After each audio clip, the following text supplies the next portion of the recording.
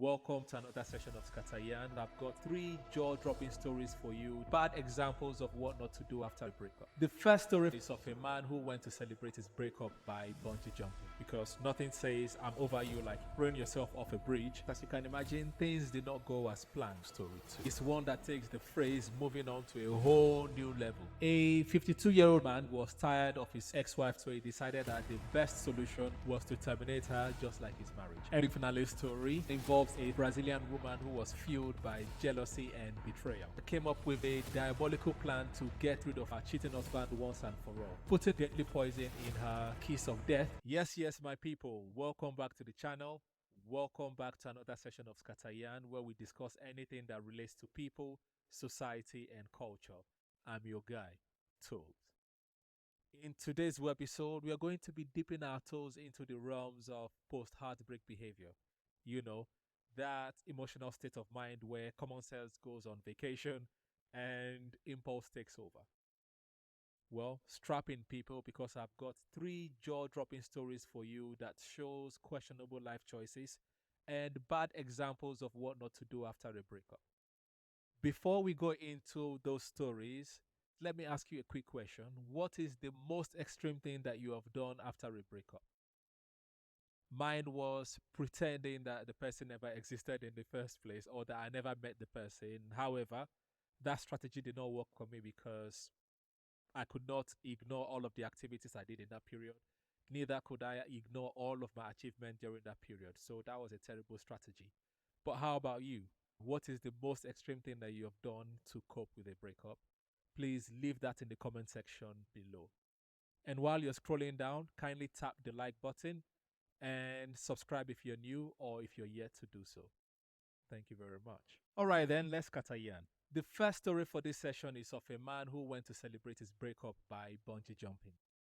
Now, when people I know have been heartbroken, they do things like take time off work, go on a holiday, go to the gym to either slim down or bulk up. Other people that I've heard of have even gone to seek some form of spiritual cleansing, either by going to a seminary or a monastery. Some have even gone to South America to go drink ayahuasca or lick a frog to commune with their ancestral spirits or commune with their animal spirits. Either way, what I'm trying to say is they do some form of soul searching or try to feel good again. But not the man in this story. This 22-year-old Brazilian man named Rafael decided that the best way for him to celebrate was to go and bungee jump off a 70-foot bridge. I'm guessing his logic is, if love can't hold him down, neither can gravity, because nothing says I'm over you like, throwing yourself off a bridge with nothing but a bungee cord around your ankles. But a quick side note, to be married and divorced at 22 is wild as a man.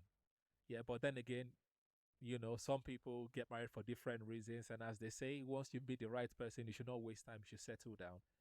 But I would also like to know, how long was he married for? Because according to him, after the divorce, he wanted to feel alive again, and he did a lot of crazy things without even having value for his life, which is kind of ironic to me, because why would you want to feel alive again, but you want to have a near-death experience to feel alive again? But to each their own, eh? So Rafael went to bungee jump off a 70-foot bridge in Brazil, but as you can imagine, things did not go as planned. He jumped off the bridge with so much adrenaline from his heartbreak, and mid-air, halfway through the jump, the bungee cord that was tied around his ankle to hold him snapped. I guess you can say that bungee cords are like exes because they leave you when you least expect it. There is a video of this jump online, but for copyright reasons, I'm not going to show the video. However, I will leave the link to the story in the description below so you can watch it if you want to. However, in the video, you can see him jumping off the bridge with excitement and alacrity and then smashing onto the water surface below the bridge. Unfortunately for him, his ex's memory did not vanish mid-air, and he ended up with more than a broken heart. He ended up with a broken back, a broken spine, broken ankles. Basically, he broke a lot of things. So the moral of the story is bungee jumping won't heal your broken heart, but it might break something else. Anyways, so The thing is, when I read something like this, I try to understand what to push people to try to do something like this. Like I said, I've heard of people break when they break up, do things like go to the gym and go to South America, go on a holiday, but not do something daredevil-ish. Well, one way to explain this risk-taking behavior is that that is his own coping mechanism. Some people when they have a heartbreak, they can't feel their heart anymore, so they try to do something to help them to regain some form of control, some temporary distraction from the pain. And they might end up doing things like bungee jumping because they want to feel that heartbeat again. They want to feel that adrenaline. They want to feel that rush that they've missed from their lost love. So that's one way to explain it. But if you could give an advice, or if you could give one piece of advice to someone that is going through a rough breakup, what would it be? Please leave that in the comment section below. And if you've not tapped the like button, do it now. Now to story two. This next story is one that takes the phrase moving on to a whole new level. Imagine being tired of your ex that you hop into an Uber and casually ask the Uber driver to find you a hitman. That's an automatic 1-star rating right there. A 52-year-old Kenyan man named Leonard was tired of his ex-wife telling him she doesn't want him back, so he decided that the best solution was to terminate her, just like his marriage. Apparently, they were married for 22 years and the woman ran away from him because he was reportedly abusive to her. The ex-wife ran to the United States and he stalked and tracked her there. He asked the estranged wife on several occasions to try to come back to him, but she said no. Obviously, he's been abusive. She's not going to just say, okay, yeah, I'm going to come back with you to continue in that abusive relationship. So she said no as many times as he asked. Now, one day while Leonard was in an Uber, he had a heart-opening conversation with the Uber driver. I'm guessing they're talking about relationships and heartbreaks. And with tears streaming down his face, instead of seeking comfort, Leonard asked the Uber driver, "Do you know where I can find any hitmen?" Now, I'm not a relationship expert, but I'm pretty sure murder isn't one of the stages of grief. Neither is it one of the ways to file for divorce. I don't think when they say you're terminating your marriage, that's exactly what they mean. But then again, maybe it's in the fine print of till death us do part. Who knows? Side note, I thought that the only thing that you can order from your Uber app was a ride and maybe some food.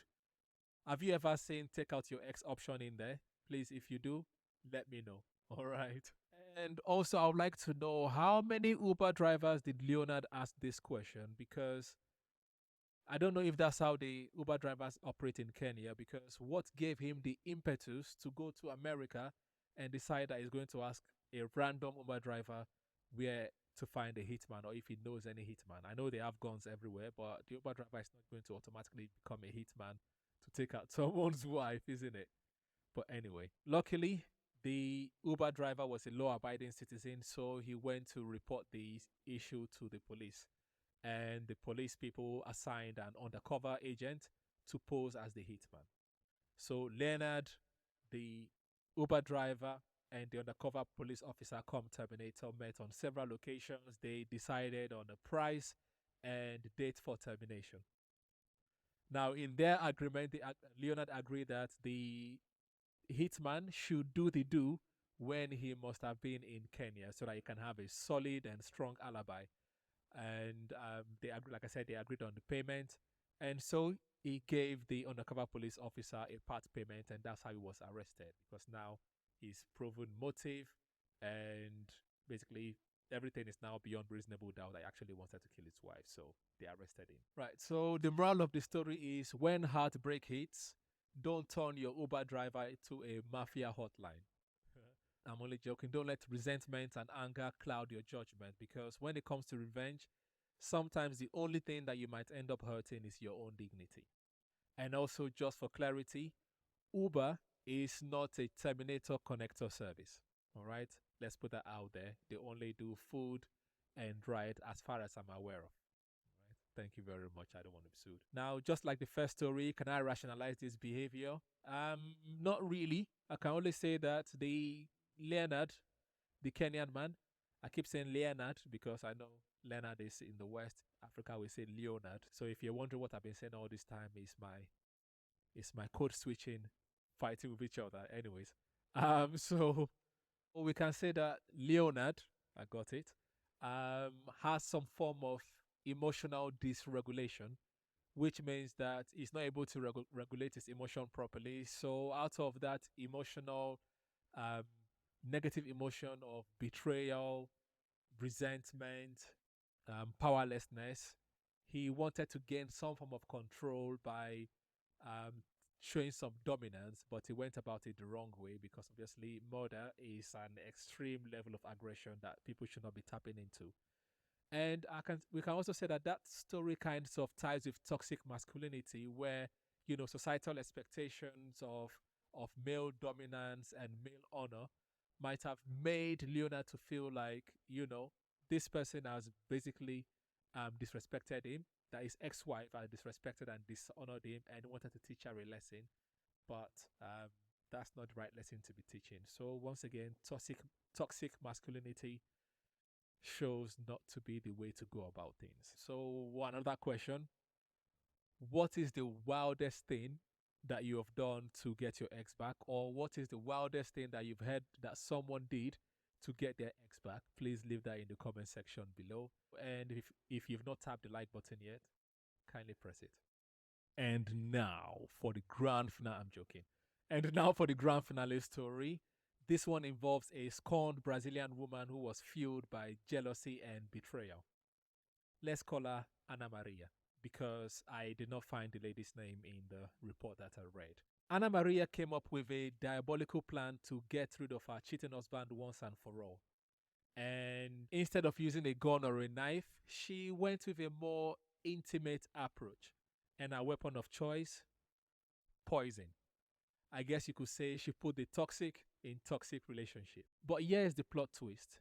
Instead of putting the poison in his food or his drink, Anna Maria's brilliant plan was to hide the deadly poison in her, you guessed it, her sweet spot, her vagine, her quickus. Because if life gives you lemon, you shove it where the sun don't shine, apparently. And here I was thinking that the most dangerous thing that could happen to a cheating person in a marriage is a broken heart and a broken home. Little did I know that it could also include some toxic substances and some creative hiding spots. So one day, when Anna Maria's husband came back home from wherever he was, Anna Maria initiated a love-making session. And while they were in the groove, she slowly directed her husband to eat breakfast. And when he was about to start eating his breakfast, he perceived a foul smell coming from his wife private, and that's when he noticed that something was wrong. I guess you can say she also took the phrase kiss of death to a whole new level. Now, obviously, the man was concerned about the smell, so he rushed Hannah Maria to the hospital, and that's when she confessed to her diabolical plans of if she can't have him, no one else can pee, and no one else can eat breakfast ever again. Tests at the hospital also revealed that Anna Maria used enough poison to end both herself and her husband. So instead of Anna Maria harming her husband, she ended up harming herself, going to the hospital, getting divorce papers, confessing to her evil plans, and possibly getting an attempted murder charge. So the moral of the story: revenge is a dish best served not at all. I guess we can say that this story demonstrates displaced aggression, where people want to seek revenge but do not consider how their plans will come back to bite them. In this situation, Anna Maria wanted to harm her husband, but instead she ended up harming herself. I guess just like the second story, we can link some societal angle to it because we know that some women consider marriage to be some form of social status, and so any threat to that social status, they will be inclined to act and defend that social status. Now, I don't know about you, but I think the people in these stories need to be taught some healthy coping mechanism, right? Because we see a lot of information on mental health. We also see a lot of information on physical health, but there's not a lot on coping with a breakup apart from music. So maybe we need to start a form of support group for people that are going through a rough heartbreak. My final question to you guys is: do you think that these kind of stories of extreme reactions to breakup is more common than we think? If you think so, Please let us know in the comment section below. Or if you don't think so, please also let us know in the comment section below. And there you have it, people. 3 heartbreak stories that tells us that love can make us do the most absurd and ill-advised things that could be costly to us. Remember, sanity is a very, very precious commodity, so guard your mind and guard your heart well. Don't forget to hit the like button, subscribe if you're new, and follow us on our socials at Dr. Toves Corner on Instagram, Facebook, and X, and at It's Dr. Toves Corner on TikTok. Until the next episode, stay safe and avoid any hitman related enquiries when you're using your Uber, and use your brain. This has been Scatteryan Podcast, SCFR.